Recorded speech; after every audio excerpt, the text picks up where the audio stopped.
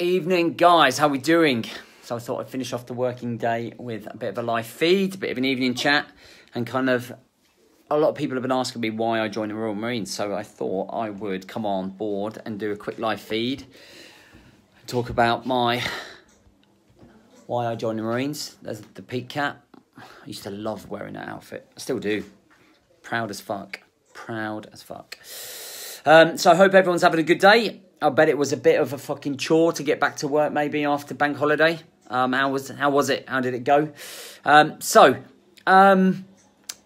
did I join the Royal Marines? So when I, growing up, I guess I loved running around the woods with a stick, pretending to shoot people. Playing war or having toy soldiers and playing, playing like war, I guess. I've always been into it, and I used to love films. And as I grew up, I didn't really have much interest in education, so I didn't do very well at school. And I probably come out of one. I think I come out of one GCSE, and I was a bit lost.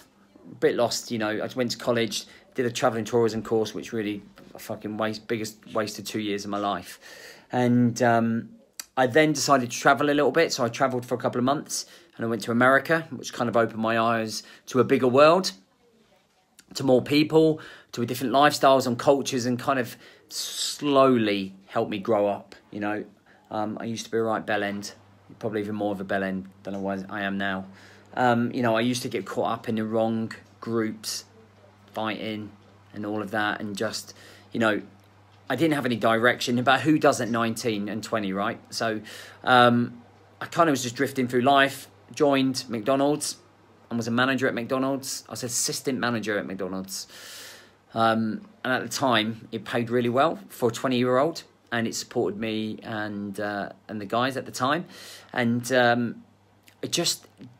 something was definitely missing. And it's really hard to explain. It's like deep inside here, something was missing, and I knew that there was something more. There was more purpose. There was something more to life than working at McDonald's. And I went to go and watch a film once, and it was called Black Hawk Down. And I remember watching Black Hawk Down, going through it, and my eyes just widening like this, thinking, God, I want to be a part of that.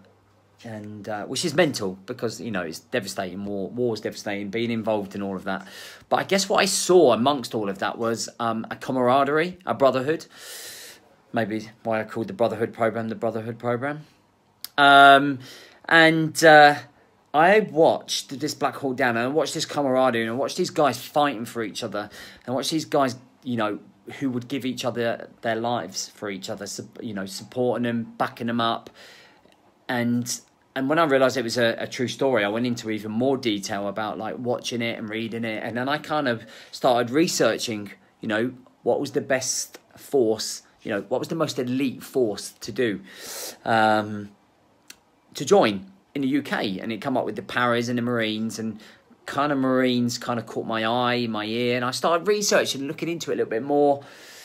And I was like, God, I couldn't do this, could I? I couldn't just up sticks and go and join the Marines and just leave my job, move away and do it. And, you know, it was one of those things, I guess it was always in my ear, always churning away at it.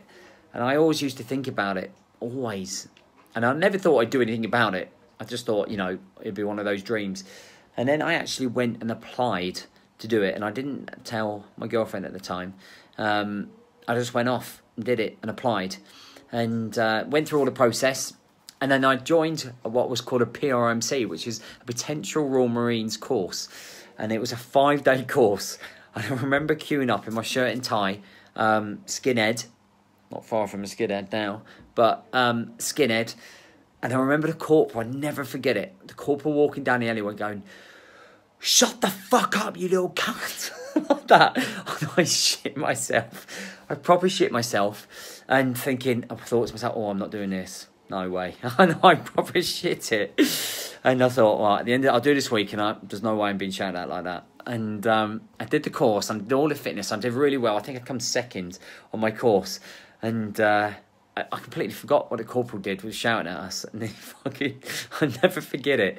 And I never forget it, standing on a drill square in my drill uniform, with my hands freezing, kind of thinking, what the fuck am I doing standing on this drill square? How did this all happen from Black Hawk Down, you know? And I remember coming away doing really well and then saying, yeah, we'd love to have you here. We'd love you to join the Royal Marines. We'd love you to join us as soon as possible. You're super fit, motivated. And I come away thinking, fucking hell. And I was buzzing. So you know when you get that feeling when you don't want to do a workout, you go to the gym, you're like, fuck it, I don't want to do this. This is going to hurt. But maybe like 10, 15 minutes, maybe an hour later, you feel amazing. The adrenaline is rushing. Times that by 10 on the train home from the Marines. From that first point where that corporal told us all to shut the fuck up and I shit myself, to the point where I was pushed to my absolute limits mentally and physically on the bottom field. Never experienced anything like this. I live in a small town and the most adventurous thing that we got to do is run on the beach, and all of a sudden I'm being thrashed for 2-3 hours down bottom field. And, you know, going, fucking, I love this. I'm being pushed to my extreme. And everything was up here. And I just fucking drill sergeant.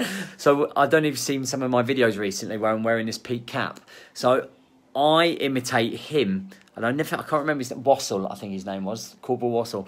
And I always imitate him. And I always imagine him when I'm doing those videos, keeping you guys accountable. You know, he pops up in the video, goes, sort your shit out, Lofty.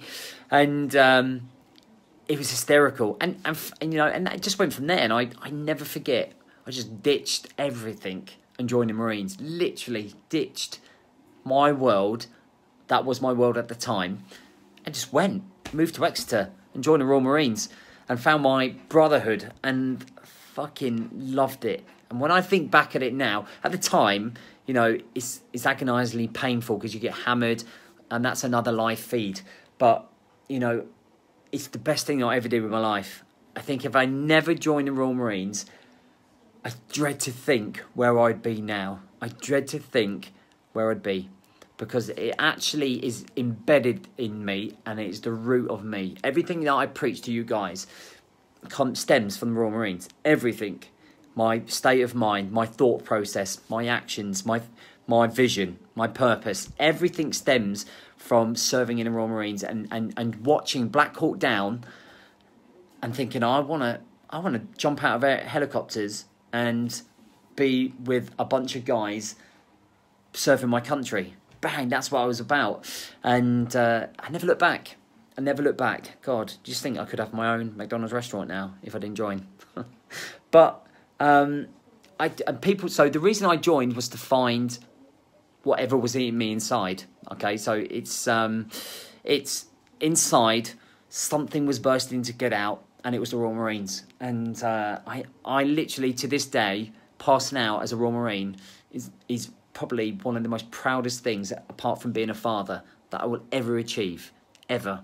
It gives me goose pimples thinking about it. And it's very difficult for a non-military man to understand that. Military men will understand it. You know, I see a lot of a lot higher profiled guys like me, you know, some of the SAS, who Des Wynn's team, you can see how proud they are of their culture and their background. You know, a lot of guys that come on here as well. Like Lee's on there, Ian, you know, I'm working with a lot of ex-military guys, and it's just, you know, you stand a little bit taller, and I think that's what I'm trying to instill with everybody else, is trying to stand an extra inch taller than you can stand, and be that extra little bit more than you can be, and actually realise that everything stems from your state of mind. Yes, it would be. I'd be flipping burgers, Rick. I wouldn't even exist. So you look at my T-shirt, Stop Existing, Start Living. That's what I did. So my T-shirts that you see, you probably see them, they're on my website, and it's Stop Existing, Start Living. And that motto comes from me joining Royal Marines. Because when I look back at it, before I joined the Royal Marines, I was just existing through life. I was literally just taking it as it comes, taking a rough and smooth. You know, I'll probably be in a pub every Friday night for the rest of my life. And I was just existing. I wasn't really reaching my potential. Oh, great, my mum's on now. Brilliant. And I started living. I started pushing myself, and living to some people might not be Royal Marine Commando training. It might be something else. But through the Royal Marines, I met hundreds of guys. I passed out hundreds of guys. I got to go to places I never would have imagined. I got to experience some of the most amazing things. I got to feel my self-esteem went through the roof. My confidence went through the roof. But it had its flaws when I left the Royal Marines. I was so like in this world, and then trying to come back to this world, that's a whole different one. But it's super proud. And, I think I'll do another live feed, and maybe I'll talk about my career in the Royal Marines and coming out. And most of you know my story of coming out. I hit deep depression, deep ruts, thought about fucking topping it and everything. And, it was a real hard thing. Because I think when I left the Royal Marines, it was, it's like someone you love, who you really love, just moving away. And it's really difficult. I joined for the camaraderie, the brotherhood, the experiences, the life vision, the life direction, and then you suddenly leave everything, but for a good reason, for a really, really good reason. And they're not here right now, but kids, family, everything, and everything's worked out. But that's why I joined the Marines, and I just thought I'd share that, because every day I work with you guys, and every day you are facing battles. Yeah, exactly, Vincent. You know that 100%. And I just wanted to share that with you because you know what?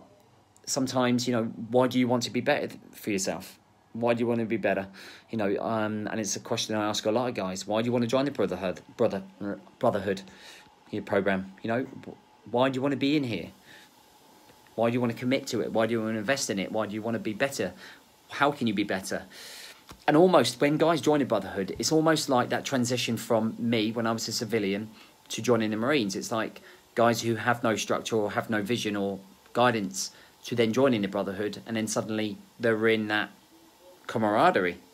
Do you know what I mean? And the reason that I chose the name Brotherhood was because of that, because I chose to join a brother. I wanted to be part of that camaraderie, part of that family, and that's what I'm trying to create.